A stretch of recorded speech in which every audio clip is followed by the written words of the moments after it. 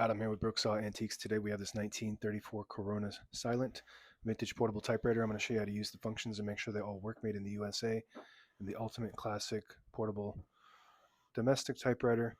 And this is the first year they were making these. Also had a curvy top, but this is the first year they made this style.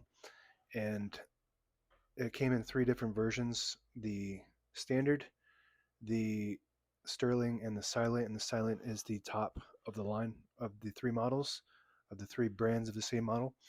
This one is much quieter than the other ones, and it has a tab function and touch control. Um, some of the other ones, I don't think I don't know if the Sterling has a tab or not, but the Standard does not have a tab, and it is not as quiet. Up top is the adjustable paper guide. This helps you guide the page in straight and line that up with the edge of the platen, which is the main roller that feeds the paper. These are your paper support arms, and the margins located behind this flip panel. There's a scale on the front side so you can see it from the top, and you can just push them down and move them. And I'm going to redo those once I load the page because it also has the paper fingers in front. That's another difference. I believe the Standard only has two paper fingers. It doesn't have the paper bill as well. So this is a maximum paper support. Holds the page down nice and tight. So we're going to test those margins. That could be moved a little bit, but if you get them too close to the paper fingers, then you will get stuck on them. Those look good, and you can adjust the paper fingers too. I'm just keeping them on the edges for maximum clearance.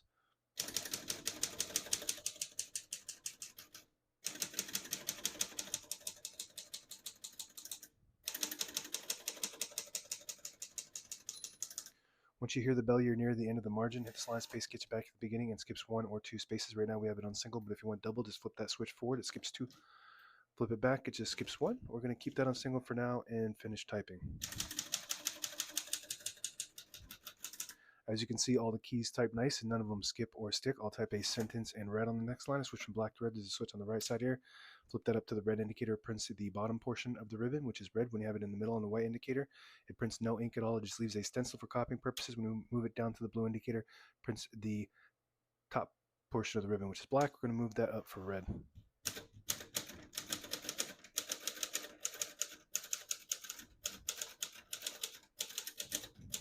This is probably the quietest machine that Smith Corona ever made.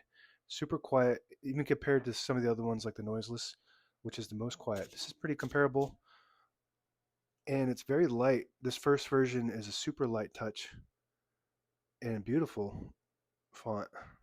Pica typeface prints 10 characters per inch. Just about as good as it gets for a typewriter of this age with quality print.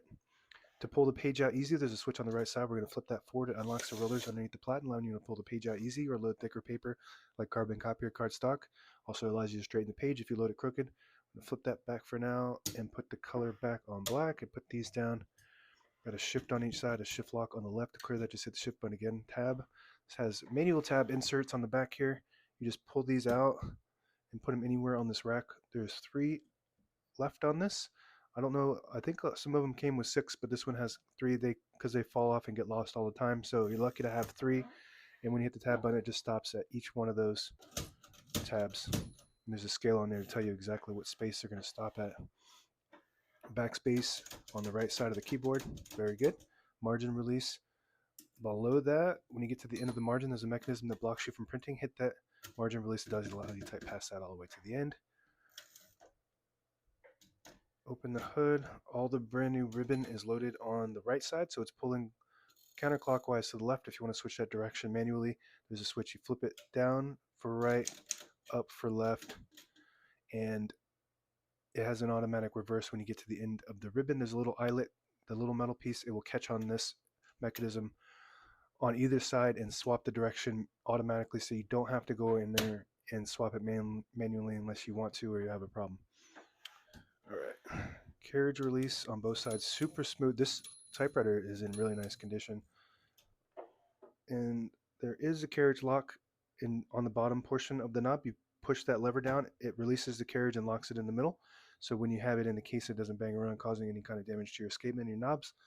To unlock it, just move it to the right. Carriage release on the left side as well. Super smooth. And I love this handle. This is really just classic Smith Corona. The Sterling also has a similar handle. but that's the fancy one. If you pull the knob out on the left side and turn the knob, it disables the spacing so you can get to an exact spot on the page. You push it in, you get the clicks. Each one of those clicks is one space. And that's it. Now available on eBay or Etsy or my new website, brooksawantiques.com.